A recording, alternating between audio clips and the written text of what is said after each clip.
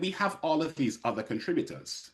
For example, we have high rates of recidivism in our justice system. Once you've gone through the criminal justice system, you tend to go back to this, and in part because once you have that relationship, once you've had interactions with the criminal justice system, you're given a scarlet letter. You don't get access to federal assistance for housing. You don't get access to federal loans for education. And because of your record, a lot of places will not hire you.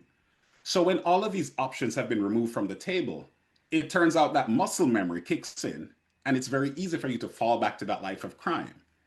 What I believe we should be doing in the federal government is whenever we have captured, quote unquote, someone in the criminal justice system, that gives us an opportunity to work with these individuals to make sure that we're changing their environment so that they're not in a situation where they're unsafe or they're being pulled back into this life.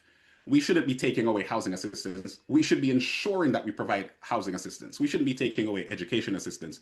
They should be leaving confinement with brochures for 2-year and 4-year education programs where we can ensure that they're going to be trained for job opportunities.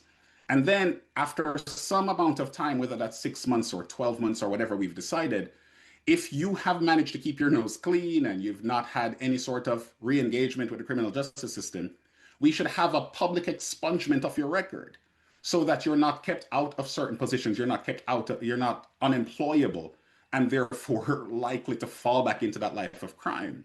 If we're serious about addressing crime, it can't just be rhetoric. You have to be able to look at the problem, break it apart, understand why crime is the way it is in any large city, and then find ways to address it.